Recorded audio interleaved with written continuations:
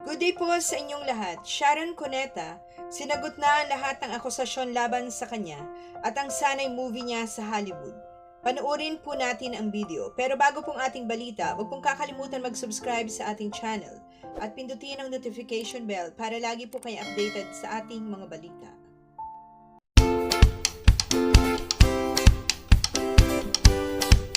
Naman po niya, mula po nung pagkabata ko, wala pa po naman akong nakilala, minahal, nakasama, o ano pa man, na nasaktan ako.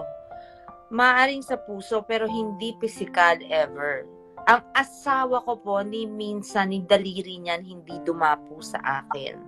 Kabilin-bilinan po ng tatay ko yon. The minute na nasaktan ka, kahit kunyari sampal, iwanan mo na. Dahil ang susunod, suntok, tas sipa, tas bububugin ka na. Pangalawang chismis. Kaya daw niya ako sinaktan ay dahil ako daw ay may boyfriend na mas bata sa akin. Ang pakiusap ko lang, sana sabihin niyo naman kung sino na makugal ko. At makaakyat siya ng matino sa aking asawa para humingi ng permiso na lumigaw sa o makipagrelasyon sa akin. Tsaka kung sino man tong batang boy, kahit pa matanda, okay? Kung ang matandang ito ay si Antonio Banderas o si Keanu, syempre ang aking minamahal, ang kaisa-isang lalaki sa mundo na maaaring iwanan ko si Kiko para si Keanu lang yun. Or kung bata, please, pwede ba si Ji Chang-woo o si Chaon Woo o kahit sinong member ng SHINee at NCT, okay po, pwede po ba yun? Pangatlo, sweetheart, narinig mo na ba yung pangatlo? Hindi pa nga eh. Eto, baka magulat ka. Uy, buntis ako. Sus, nagulat. Buntis daw ako. Kaya daw sinaktan. Ano? Talaga naman, oh. Siguro nakita nila nung una, ay, hindi naman kapani-paniwala. Tapos yung pangalawa, hindi pa rin kapani-paniwala. Ngayon, sumusubok ulit, pangatlong kwento na, baka sakaling paniwala. Ano ba?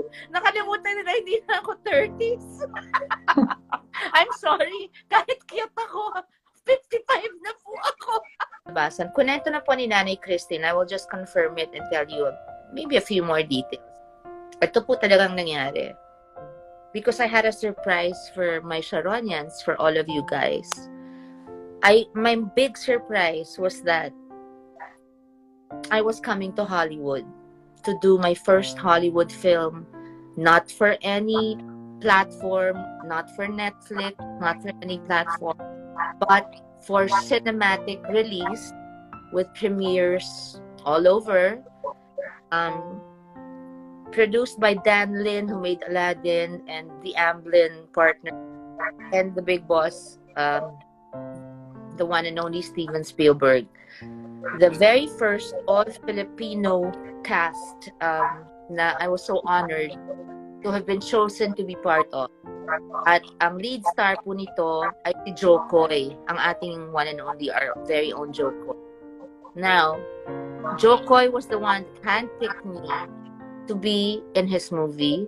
He suggested to the producers that this, pinag-usapan ako, kunento niya ako. And then I had several Zoom meetings already with the producer. The casting directors, the director, our director Jay, and then later on with Joe. I read for the role, kasi dalawa lamang, aside from JOKoy, dalawa lang ang lead roles. Anong nangyari po, I'll say it na as it is, Dada, kasi it's finished na naman. Yung kinikwento ni Nanay Christine na isang dokumento, ganito yon. Dapat umalis ako ng May 18 to fly to LA, and the very next day, fly to Canada kung saan ang shooting. Sa Canada, may 2-week quarantine. At ang umpisa ng shooting namin ay dapat May 3, I think, or something. Okay, ang nangyari po sa akin is, they swabbed me. Dapat kasi kung sasakay ka ng eroplano before leaving the Philippines. So, what happened was, before you get on a flight, of course, you have to get a PCR test. A COVID test. About what is it, like at least 3 days before your flight. So I was flying out May 18. On May 16, I got swabbed by one laboratory that I cannot find it in my heart to forgive. I'm sorry, I won't mention it. What happened was, wala pang 5 minutes after the Zoom meeting, my assistant called me to say, "Ma'am, di po kayo makakaalis bukas." I said, "Why?" Positive po yung COVID test nyo. So, napanic ako. I said, "What?"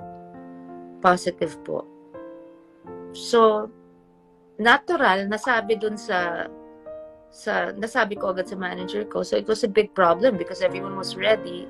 They couldn't afford any delays. And naturally, it was heart-wrenching and heartbreaking for me. I literally, nanlambot ako na para ako natunaw.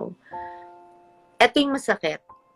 After this test by that lab, which I still cannot forgive, I immediately scheduled 3 different labs to come and test me again.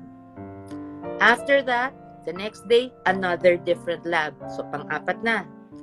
Later on, for ABS, we had swabs. So, it was a total of 7 tests after that first supposedly positive test.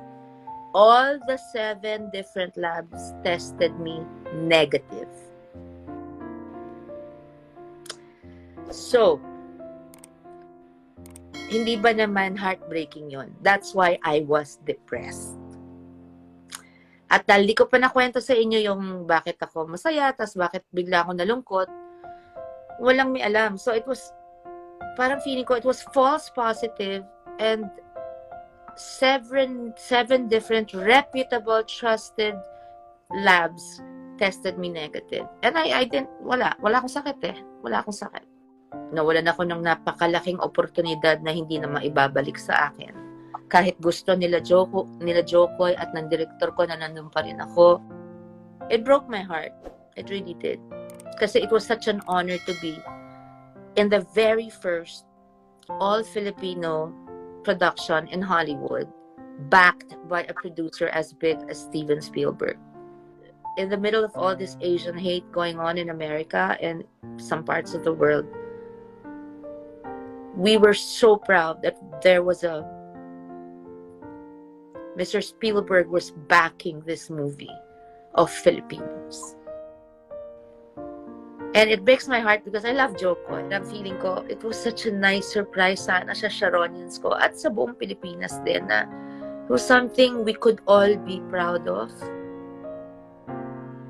Kasi hindi pa ginawa yun ever na all-Filipino cast sa Hollywood. Tapos si Steven Spielberg yung producer mo. And I had a good rapport with my director, Jay, who's also an actor. He's Indian-American, East Indian-American. And I was looking forward to working with him so much, especially with JOKoy. So, yun ang dahilan. Para ako namatayan. Siyempre, hindi ko mabibili yung oportunidad, hindi maibabalik sa akin dahil lang sa isang pagkakamali sa COVID test. Kasi 7 labs against 1, siguro naman tama yung 7 at hindi yung 1. At di naman ako nagkasakit talaga. So, yun po ang nangyari. So anyway, for some good news, number 1, there is no truth.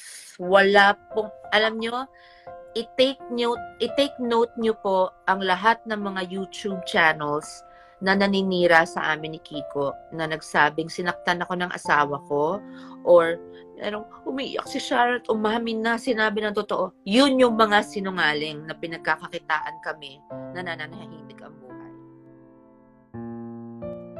Maraming salamat po sa inyong panunood. Huwag pong kalimutan mag-subscribe para sa iba pang showbiz updates. Kita-kita po tayo sa aking next video. Thank you!